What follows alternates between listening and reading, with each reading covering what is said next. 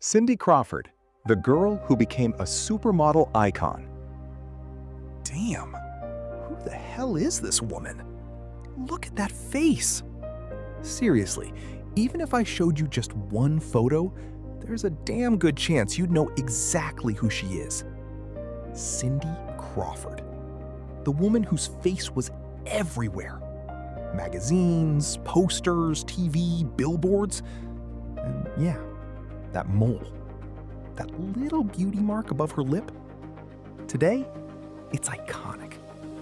But back then, some people actually thought it should be removed or retouched.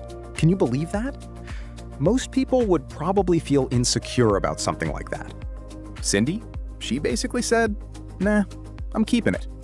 And that tiny little mole ended up becoming one of the most recognizable features in fashion history. But here's the crazy part. Cindy Crawford never planned on becoming Cindy Crawford. She wasn't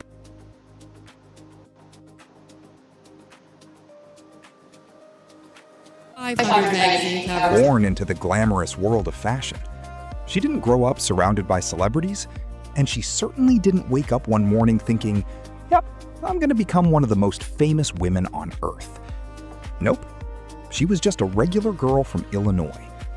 And somehow, almost by accident, everything changed. So get comfortable, hit that like button, subscribe to the channel, because Cindy Crawford's story is a hell of a ride.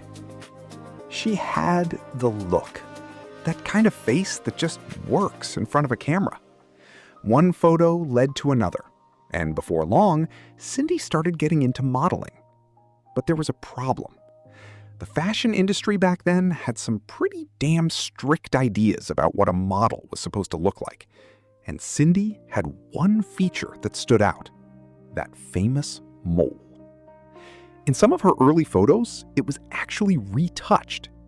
Yep. They literally tried to erase part of the face that would eventually become her trademark. Crazy, right? Today, that sounds ridiculous. But Cindy didn't let it define her. And eventually, that little mole became part of the brand. A perfect reminder that sometimes the thing people tell you to hide is exactly the thing people remember you for. During the 1980s, Cindy moved to New York and started taking modeling seriously. And that's when the real game began. Because, let's be honest, fashion is brutal. Being pretty isn't enough. You have to know how to work a camera. You need presence, confidence, personality. And yeah, you need to stand out when there are hundreds of beautiful women fighting for the same damn job. We have like single-digit IQs and stuff like that. I think that's fading a lot. I mean, my major in college was chemical engineering. I was a really serious student, and it wasn't like I was dying to be a model. It's a great job, and I'm glad it happened, but it wasn't something that I've been like wanting to do my whole life.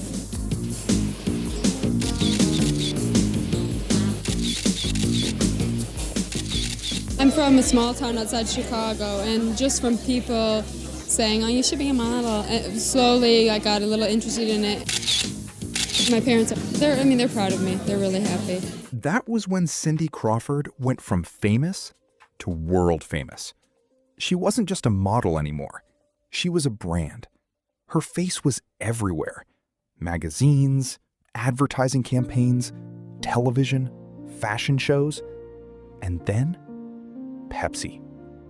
Oh yeah, that Pepsi commercial. Some weeks I do shows all week, and that's different than if I do print work or catalog or editorial or whatever the different things are. As an international star, Cindy has learned to live in the celebrity spotlight. Cindy pulls up in a red Lamborghini, steps out wearing a simple white tank top and denim shorts, and walks into a little convenience store. That's basically it. No crazy special effects, no complicated story, just Cindy Crawford looking like Cindy Crawford. And somehow, boom, iconic. She didn't look like some untouchable fashion robot. She looked cool, confident, sexy, and completely comfortable in her own skin. Millions of people noticed, And suddenly, everyone knew her name. Cindy also became one of the legendary Big Five supermodels, alongside Naomi Campbell, Christy Turlington, Linda Evangelista, and Tatiana Patitz. These women changed the game. Before them, models were often just the people wearing the clothes.